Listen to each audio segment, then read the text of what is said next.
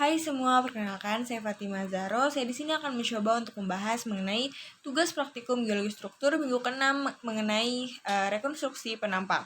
Jadi sebelum kita membahas, di sini dibutuhkan beberapa alat bahan seperti jangka, pensil warna, kemudian ada busur, pensil, penghapus, juga penggaris, yang dimana akan digunakan selama berjalannya praktikum ini. Baik, karena ditugaskan untuk menggunakan 3 metode, yaitu metode busur, metode King, dan metode freehand, kita akan membahas satu persatu, yang dimulai dari metode busur sendiri. Jadi di metode busur ini langkah pertamanya yaitu kita harus mencari titik pusat lingkaran yang diinginkan dengan cara membuat garis tegak lurus terhadap dip 1 dan dip 2. Di sini diketahui dip 1-nya di daerah ini, kemudian dip 2 sampai ke titik dip 25. Setelah kita beri tanda agar tidak tertukar atau tidak terkecoh. Kemudian setelah kita tarik garis tegak lurus di setiap dipnya, maka langkah selanjutnya itu mencari titik pertemuannya. Jadi di sini contohnya C12 yaitu mengartikan pertemuan dari garis yang titik dip 1 tadi dengan titik yang dip 2 tadi. Dan seterusnya hingga adanya C12, C23, C34, C56 hingga ke C2425. Kemudian langkah selanjutnya yaitu gimana sih untuk mendapatkan garis ini, yaitu dengan cara ketika ingin menggaris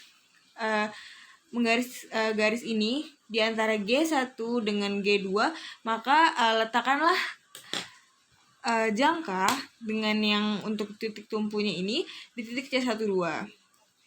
Jadi dengan seterusnya jika ingin menarik garis di antara G78, maka untuk titik jangkanya yaitu di C78 hingga terbentuklah seperti ini.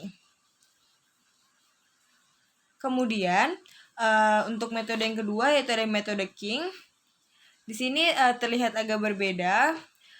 Jadi di metode King ini masih sama sebenarnya.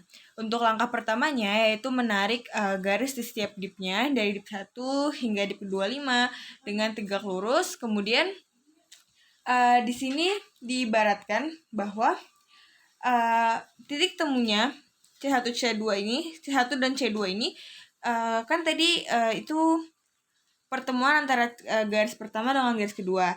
Di metode King ini dibagi lagi dengan menggunakan busur yang telah kita sediakan sebelumnya, yaitu didapat titik L12, kemudian ada L34, L23, L5, L6, lalu ada sampai ke L24, L25.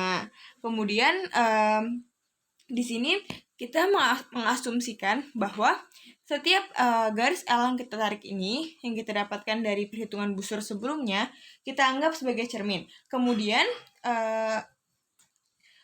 kita menggunakan dip 1 untuk area sebelah kiri dari L12 ini, kemudian dari sebelah kanannya itu dip 2-nya. Kemudian tariklah garis seperti ini. Seperti mengibaratkan tadi sebuah cermin. Maka didapat dengan metode King, maka didapat seperti ini. Kemudian untuk metode yang terakhir yaitu metode freehand. Ini merupakan metode yang paling mudah atau metode yang tidak menggunakan terlalu banyak waktu.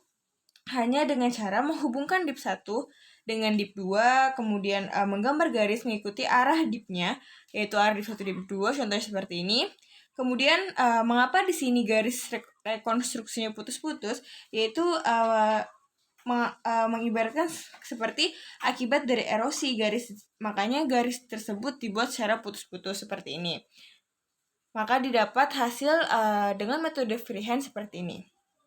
Baik, hanya itu yang dapat saya sampaikan. Mohon maaf apabila masih banyak sekali kesalahan dalam praktikum ini. Sekian dari saya. Wassalamualaikum warahmatullahi wabarakatuh.